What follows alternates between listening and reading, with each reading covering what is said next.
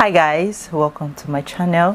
If you are new here, hi, my name is Eva. I hope you stay, I hope you like and subscribe, and if you're not new, thank you so much for coming back.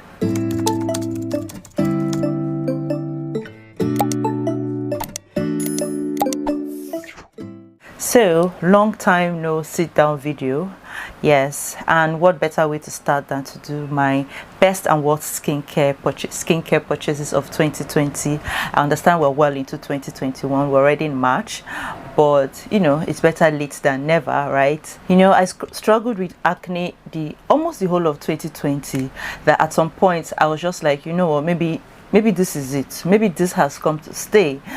But then I started to do a lot of researching, I started to do a lot of reading, I started to do a lot of, you know, learning and unlearning. So 2020 would be the year I would say I really started my skincare journey, because I've had, you know, pretty clear skin until 2020, and then adult acne, you know, kicked my butt.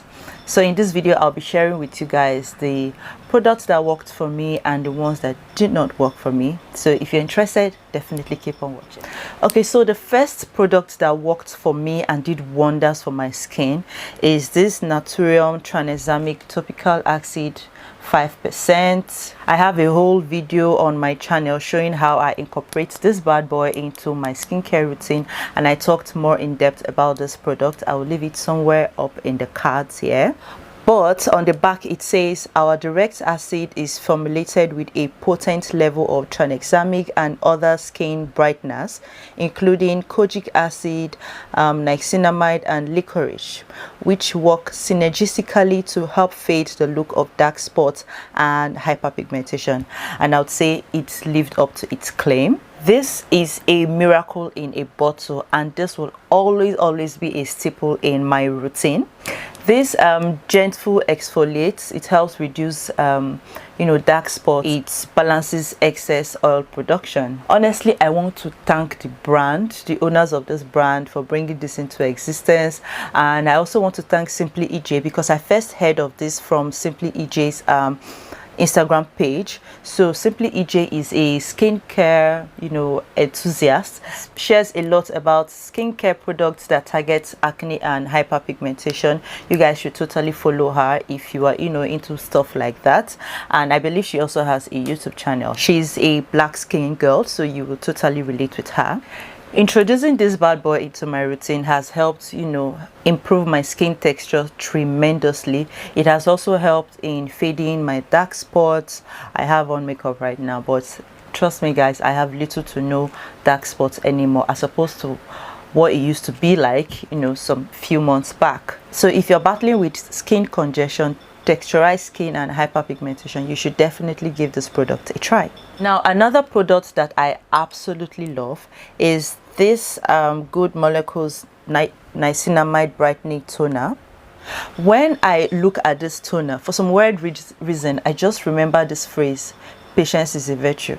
Don't ask me, I can't even explain it, but that's all I think of when I think of this toner. After I cleared my acne thanks to the tea tree line from the Body Shop, I was left with a lot of dark spots. I was left with a lot of hyperpigmentation, and I had tried several products and none had worked. So around June, I believe, of last year, I ran out of a lot of my skincare products, and you know, I was broke. I couldn't afford to buy more, because guys, guess what, skincare products are not cheap. I can tell you that one for free. So all I had was my simple moisturizing face wash, my simple moisturizer, the one that has SPF, and this toner.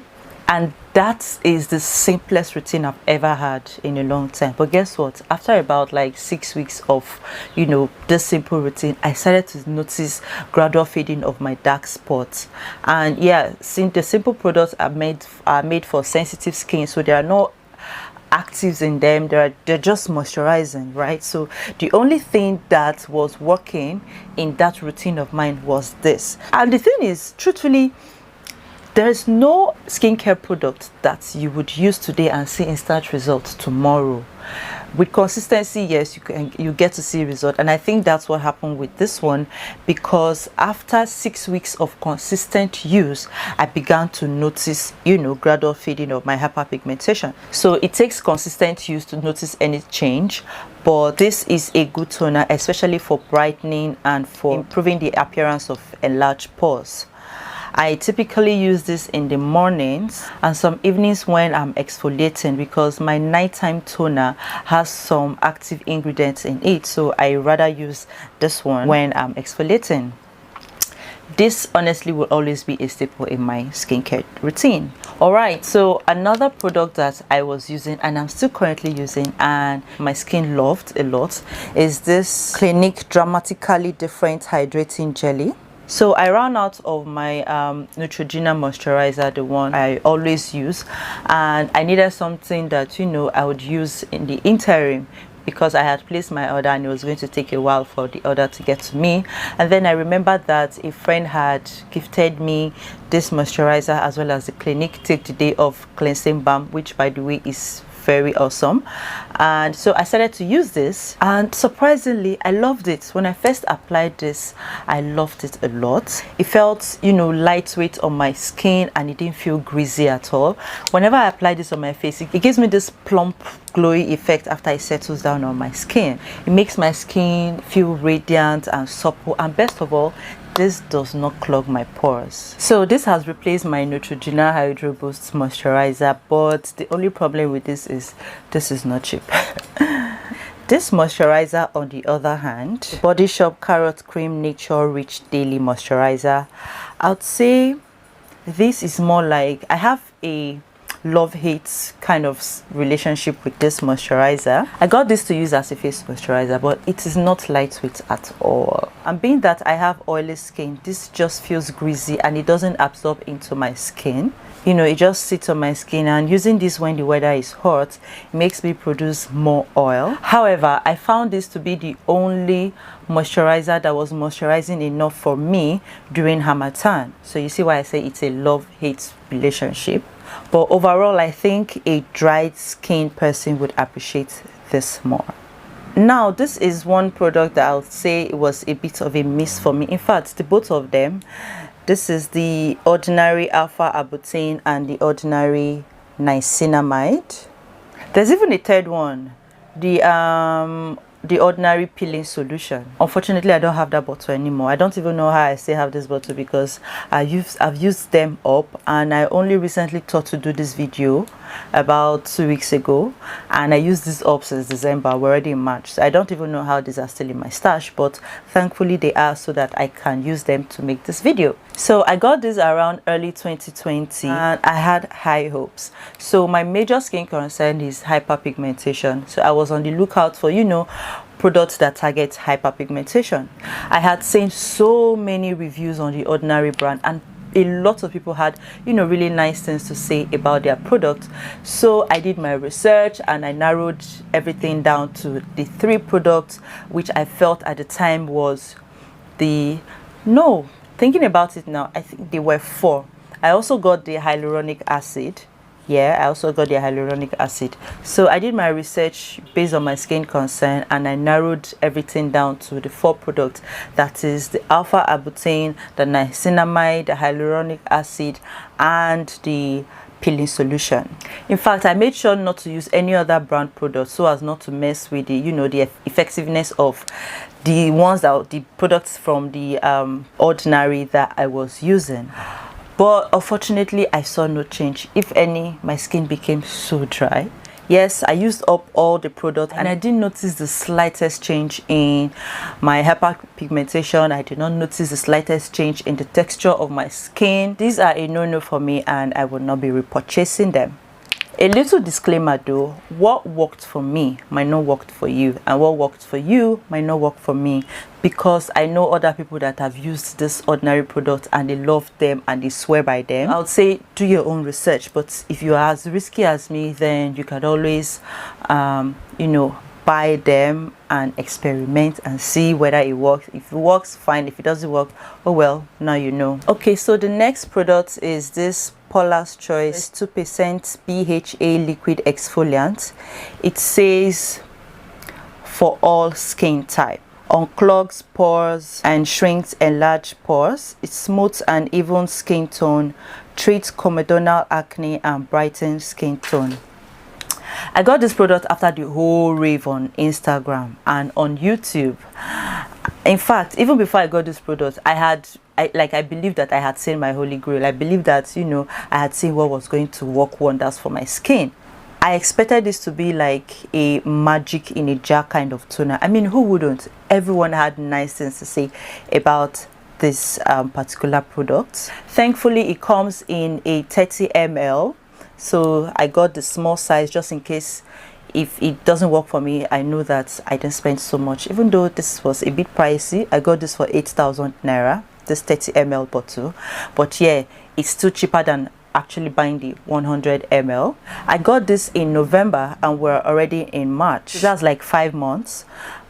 And with consistent use, I wouldn't say this does anything for acne. I do not have acne, but my sister does, and my sister also got this in 30 ml and it did nothing for her acne. But for me, on the other hand, I noticed that it indeed brightened my skin tone. I noticed that whenever I apply this the night before, I usually wake up to, you know, a visibly brighter face. It also helped a bit with my skin texture. I noticed that my skin, especially my forehead area, became smoother. However, once I stop using this product, my skin goes back to, you know, how it used to be. Also, I really have to really moisturize after using this. If not, my skin starts to feel dry and starts to peel. Overall, I would say I was really underwhelmed as I expected more. Okay, so the last two products are sunscreen. The first one is this one from the Body Shop. It is the Body Shop Skin Defense Multi Protection Face Mist SPF 30. This was one of my very first skincare product that I bought, because while doing my research, I read that if you are, you know, trying to clear your skin, you're trying to clear your acne, you're trying to clear your hyperpigmentation, and you're using a lot of these serums and acids, if you do not protect your skin afterwards, it's just going to go back to how it was before. So I knew this from the go that I needed a sunscreen, so I got this one. This is a mist, so you have to, like, you know, spray it on your face.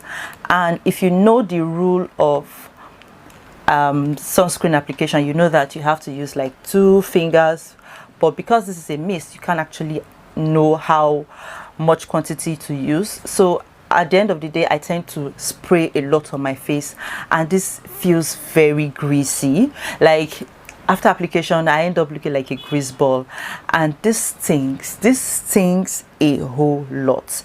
So I switched to spraying it on my hands before applying it on my face, so that, you know, I don't get into my eyes. For where this thing still stings.